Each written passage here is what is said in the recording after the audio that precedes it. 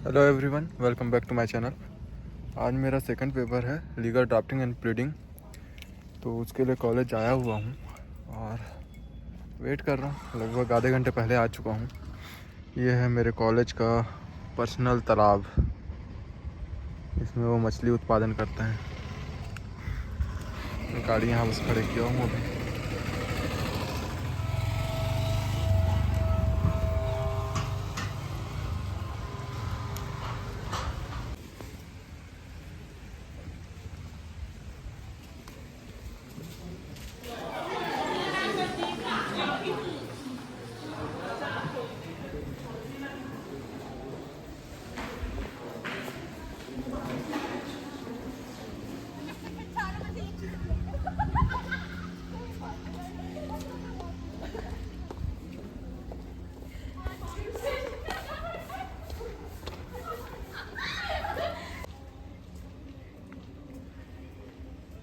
आज जो पेपर है लीगल ड्राफ्टिंग एंड प्लीडिंग में, इसमें मेंटेनेंस वगैरह आ सकती है, सीआरपीसी के कुछ केस आ सकते हैं और बेल वगैरह के एप्लीकेशन वगैरह।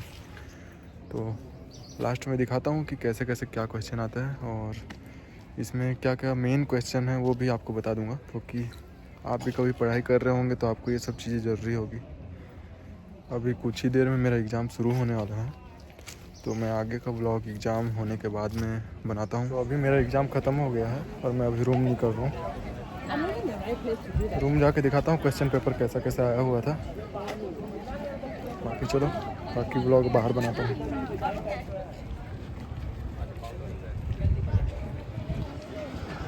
तो अभी रूम पहुँचता हूँ सबसे पहले, उसके बाद आगे का व्लॉग मैं बनाऊँगा। अभी मैं रूम पहुँच चुका हूँ और जो लीगल ड्राफ्ट एंड प्लीडिंग वगैरह का क्वेश्चन वगैरह आया है उसको मैं आपको दिखाता हूँ एक बार, कितना हार्ड क्वेश्चन आया हुआ था। ये है क्वेश्चन पेपर, आप क्वेश्चन देख सकते हैं।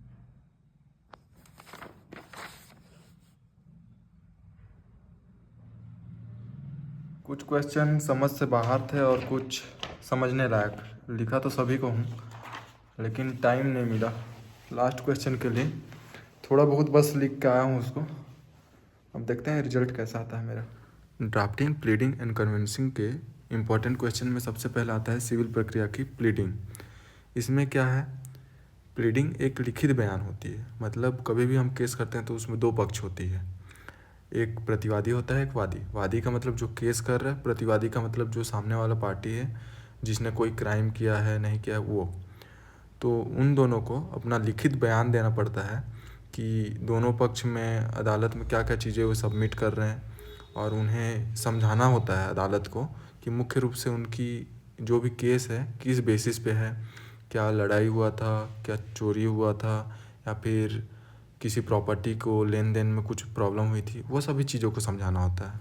अब प्लीडिंग का उद्देश्य क्या है, अदालत को पूरा मामला समझाना, दूसरे पक्ष को बताना कि आपके दावे का बचाव ठीक ठाक है नहीं है, वो सब चीज़ें। मुकदमे को केवल वास्तविक विवाद तक ही सीमित रखना, किसी भी प्रकार की आपसी रंजिश या फिर लड़ाई झगड़ा ना करना। ट्रायल के दौरान किसी भी तरह की अचानक बात या आश्चर्य से बचना। कई बार ट्रायल के समय में आदमी भयभीत हो जाते हैं या फिर अचानक से कोई साक्ष्य सामने खड़े कर देते हैं, सबूत खड़े कर देते हैं। ये सभी हरकतों को बिल्कुल ही ना करना। अब इसके बाद हमें देखना है प्लीडिंग के मुख्य प्रकार। प्लीडिंग के मुख्य प्रकार में आता है प्लेंट। यह वादी द्वारा दायर की जाने वाले जो लिखित घटना कैसे हुआ था, कौन सा अधिकार टूटा, वादी क्या चाहता है, मुआवजा चाहता है या कोई सा रोजगार चाहता है, किसी चीज़ में रोक चाहता है या फिर भरपाई मांगता है। तो हर एक चीज़ को डिटेल में लिखना। जैसे एप्लीकेशन लिखते हैं उसमें हम डिटेल में लिखते हैं कि मुझे बुखार हुआ था, इतने दिनों से हुआ था, उस टाइप से इसमें लिखना पड़ता है। आपको मैं सरल भाषा में समझा रहा हूँ ताकि आप अच्छे से समझ पाओ। अब इसके बाद आता है लिखित बयान। यह प्रतिवादी मतलब जो अपोजिशन होते हैं उनके द्वारा दायर किया जाता है, जो लिखित रूप में होता है। कौन से तथ्य सही हैं, कौन से तथ्य नकारे गए हैं, उसका अपना पक्ष क्या है, कानूनी बचाव में वो क्या चीज़ें शामिल कर रहा है, उसके साक्ष्य कौन कौन सी चीज़ें हैं, और वह इस घटना में मौजूद था नहीं था, उस सब चीज़ों की सही रूप से पुष्टि करना या फिर अपने बचाव में कुछ चीज़ों को शामिल करना। इसी के साथ सिविल प्रक्रिया में प्लीडिंग का क्वेश्चन ख़त्म होता है और दूसरा क्वेश्चन आता है मेंटेनेंस का, उसके बारे में मैं बताता हूँ। मेंटेनेंस का मतलब है रख रखाव।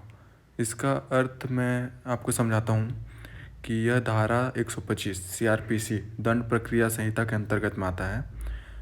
जो भी शादीशुदा महिला होती है वह डिवोर्स के बाद अपने पास्ट के हस्बैंड से मेंटेनेंस के रूप में कुछ पैसे मंथली रूप से या तो सालाना रूप से लेती है, जिसको हम मेंटेनेंस के रूप में मानते हैं। मेंटेनेंस अगर किसी विवाहित महिला जो डिवोर्स ले चुकी है उसे ज़रूरत है तो वो एक आवेदन अदालत में सबमिट करती है, जिसमें मुख्य रूप से उनका शादी का डेट, किस रीति रिवाज में शादी हुआ था उसके बारे में पूरी जानकारी, विवाह के बाद उनके पति द्वारा कैसा व्यवहार था, कैसे वो भरण पोषण कर पाती थी नहीं कर पाती थी उस समय में, और अब कर पा रही है कि नहीं कर पा रही, उस चीज़ के बारे में सब कुछ डिटेल डालना पड़ेगा।